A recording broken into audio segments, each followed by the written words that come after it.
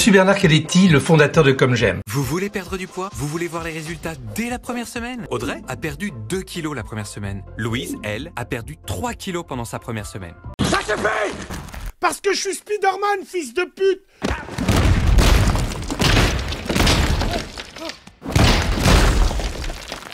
Tapette, tarlouse. Tu es grosse, Mélisande.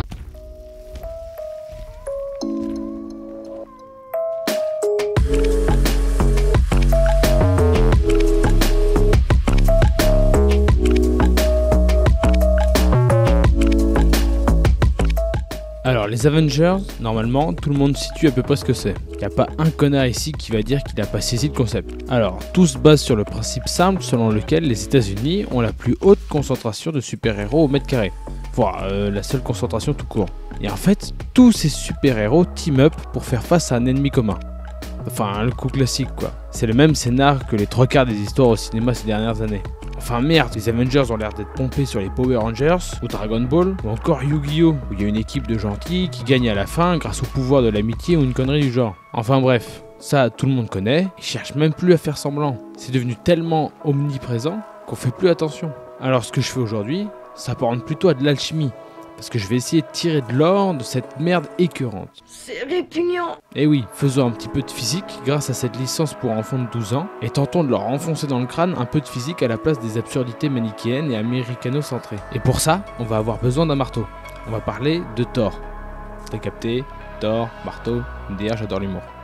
Oui, le dieu nordique, mais qui, pour environ 0 raison valable, débarque chez l'oncle Sam en parlant un anglais américain sans accent aucun et semble en avoir absolument rien à foutre de la Scandinavie, qui a pourtant envoyé pendant des siècles tous ces guerriers énervés parlant un suédois rappeux et un islandais guttural au Valhalla.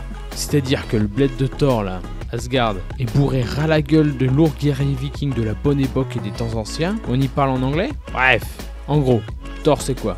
Bah basiquement c'est plus ou moins un mec stokos qui lance un marteau que lui seul peut porter et qui a l'air vachement lourd. Et puis il lance des éclairs, puis il vole presque. Et puis en fait son marteau revient tout seul. Enfin bref, c'est un mec vraiment au max. Mais bon, avec lui rivalise un Bill Gates qui dépense son pognon dans autre chose qu'une fondation caritative, mais plutôt dans un genre de grosse armure avec des missiles qu'on dirait un Rafale miniature. Une random bonasse avec des petits flingues et un autre mec qui a un bouclier, puis qui est juste fort. Genre il a des gros bibis, puis c'est plus ou moins tout quoi. Donc bon, t'as beau être littéralement un dieu, ça n'empêche que tu ne peux pas surpasser.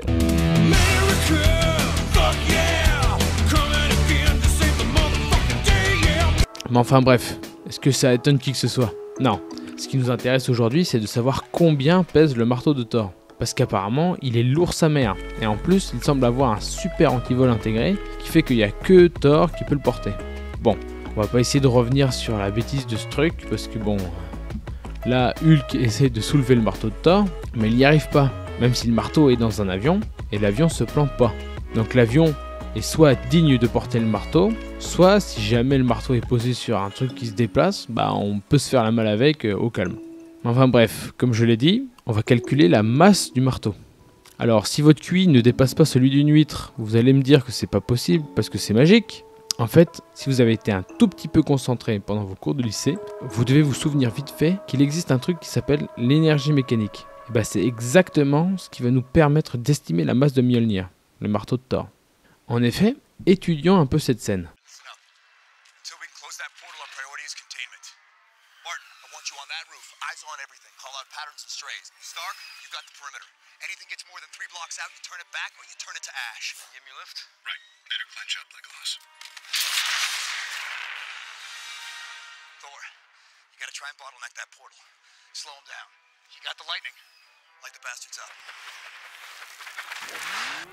Bon, à part remarquer qu'ils font vraiment un effort pour que le Robin des Bois Leader Price là, avec ses petites flèches toutes mignonnes, fasse semblant d'être utile, c'est que Thor, pour pseudo-voler, il utilise son marteau pour se donner l'élan nécessaire. Et pour ça, il faut que le bousin soit vachement lourd. C'est grâce à cette information qu'on va pouvoir calculer quelle est la masse du marteau nécessaire pour entraîner si fort Thor dans les airs. Bon, le seul reproche qu'on peut faire à cette technique, c'est quand même carrément compliqué de se diriger dans le ciel. Tu peux difficilement taper ton drift si t'as juste pris de l'élan. Donc, en vrai, Thor doit répéter l'opération, le tout en vol, suivant qu'il veut aller dans une direction ou dans une autre. Et donc, on utilise le théorème de l'énergie mécanique. Que nous dit ce théorème? Il nous dit que la variation d'énergie mécanique, qui est ici la somme de l'énergie potentielle de pesanteur et l'énergie cinétique, d'un système entre un instant A et un instant B, est égale à la somme des travaux des forces non conservatives. Qu'est-ce que c'est qu'une force non conservative? C'est une force qui, comme son nom l'indique, n'est pas conservative. Ça vous fait une belle jambe, hein? Bon, plus sérieusement, une force conservative est une force dont le travail ne varie pas en fonction du chemin parcouru par le système. Sans entrer dans les détails, c'est-à-dire que la force de pesanteur est conservative. La variation d'énergie potentielle liée à la pesanteur ne change pas lorsque, en voulant descendre d'une montagne par exemple, vous descendiez à pied ou en téléphérique. Et en quoi ça nous aide? Eh bien, il s'avère que l'on peut assez facilement évaluer l'énergie mécanique de Thor et de son marteau entre cet instant et celui-ci. Également, aucune force non conservative ne travaille entre ces deux instants, car on considère que seule travaille la pesanteur, qui est une force conservative. On a donc invariance de l'énergie mécanique entre ces deux instants, que l'on va appeler A et B, et on a donc qu'à relier les expressions des énergies mécaniques du système à la masse de Mjolnir. On évalue l'énergie cinétique de Thor en B, qui est égale à 1/2 de mVb au carré, avec Vb la vitesse de Thor à l'instant B, et m sa masse, mais également celle de son marteau. On a donc EC en B qui est égal à 1/2 de, entre parenthèses, mt la masse de Thor plus mm la masse de Mjolnir, le tout fois Vb au carré. On estime la masse de Thor qui doit taper dans les 100 kg, et on calcule Vb, ce qui est simple parce qu'on estime la distance qu'il a parcourue dans un petit laps de temps, soit 1,9 m, la taille h de mon poteau Chris, en un peu moins d'une demi-seconde, soit une vitesse d'environ 4,6 m/s moins 1. On passe à l'instant A. Pour calculer l'énergie cinétique de Thor en A, on va utiliser une expression différente de 1/2 de mv carré. En effet, ici ce n'est pas Thor et son marteau qui sont en mouvement, mais bien seulement le marteau. Il décrit un mouvement de rotation. Donc l'énergie cinétique du système se résume à celle du marteau, soit 1/2 de J oméga carré, avec oméga la vitesse de rotation du marteau et J le moment d'inertie du marteau, que l'on peut approcher par mm la masse du marteau fois r au carré la longueur du manche du marteau, qui est d'environ 40 cm. On trouve oméga en ralentissant un petit peu la vidéo et on compte qu'il fait 4 tours en 1 seconde, soit environ 25 radians par seconde. On a donc l'énergie cinétique en A qui est égale à 1/2 de mmr au carré oméga carré. Et là, c'est terminé. On prend comme altitude de référence le sol. On pourrait discuter du fait de négliger la variation d'énergie potentielle de pesanteur entre les instants A et B devant celle de l'énergie cinétique, tellement son altitude ne varie presque pas.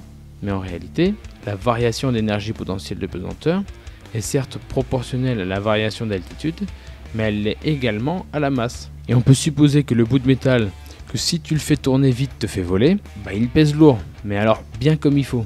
Donc, d'après le théorème de l'énergie mécanique, on a l'énergie mécanique en B moins l'énergie mécanique en A qui est égale à 0. Donc on a l'énergie cinétique en B plus l'énergie potentielle en B qui est égale à l'énergie cinétique en A. Et donc on a 1/2 de mt plus mm le tout fois Vb au carré plus mt plus mm le tout fois gh est égal à 1/2 de mm r au carré oméga carré.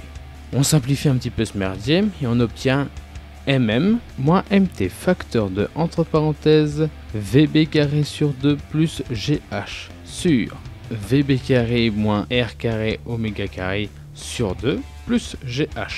On fait l'application numérique et on obtient que le marteau de Thor fait environ 140 kg. Alors déjà on est très loin des chiffres complètement idiots qu'on peut trouver sur internet, du style 1800 milliards de tonnes. Le calcul derrière ce chiffre, c'est que le marteau est soi-disant fait de matière issue d'une étoile à neutrons. Et au vu de la densité colossale qu'a une étoile à neutrons, même un petit volume correspond à une masse absolument débile. Mais n'importe quel gogol peut bien se rendre compte qu'un machin qui a une masse 100 millions de fois plus importante que la tour Eiffel, si on te l'envoie en travers de la gueule à grande vitesse, tu vas pas juste avoir une bosse, hein. Tu vas disparaître, annihilé. Tu peux même plus être qualifié de gazpacho à ce stade. Tu te vaporises littéralement, je pense. Pour peu que Thor lance un peu vite son marteau, Celui-ci peut être assimilé au pouvoir de destruction d'un géocroiseur. Ça expliquerait peut-être la disparition des dinosaures, mais pas le fait qu'il y ait des survivants après ça. Avec les caractéristiques qu'aurait le marteau, je fais une petite simulation et on obtient des chiffres complètement aberrants où, après un lancer standard de son marteau, Thor créerait des cratères à répétition d'un diamètre d'environ 47 km chacun. Le genre de choc qui arrive statistiquement sur Terre que tous les 3,6 millions d'années. Donc exit cette explication bidon, la composition du marteau n'est pas celle du d'étoile à neutrons, évidemment que non. D'ailleurs, d'après les dimensions du marteau, on aurait là un matériau d'une densité de 27 environ, ce qui est déjà bien supérieur à la densité de l'élément naturel le plus dense que l'on connaisse à ce jour, qui est l'osmium, dont la densité est d'environ 22,5. Donc l'uru, le métal légendaire qu'ont utilisé les nains pour forger Mjolnir, est de très très loin le métal le plus dense qui existe. Pour vous donner un ordre d'idée, une balle de ping-pong pleine faite de ce métal pèserait plus de 1,75 kg. Et puis en termes de quantité de mouvement, ça picote aussi. Un lancer de Thor correspond à peu près à se prendre une C1 lancée à 20 km/h. Bon, dit comme ça paye pas de mine, parce qu'on se dit qu'on y survit à la petite C1 qui roule somme toute pas très vite. Mais en fait, puisque la surface de contact va être beaucoup plus petite avec le marteau qu'avec la C1, les dégâts sont monstrueux. On peut pas, comme avec la C1, absorber le choc sur différents points du dos, des bras et des jambes. Non, là on se la prend comme s'il avait un truc comme ça. Tout de suite, on rigole beaucoup moins. Voilà un calcul rigoureux, avec un résultat satisfaisant et cohérent, qui en plus s'inscrit dans une démarche purement écologique. En recyclant de la merde, on aboutit à un truc sympa. Peut-être que finalement on va aussi pouvoir faire quelque chose de vous. J'espère en tout cas que ça vous a au moins détourné de la merde quotidienne que vous regardez sur YouTube, et que votre tête est un peu plus remplie de physique en ce moment que de pranks ça tourne mal et best of les Marseillais. Allez, la bonne vieille litanie, pouce bleu, abonnez-vous, je m'en bats les couilles, et à plus sous les bus.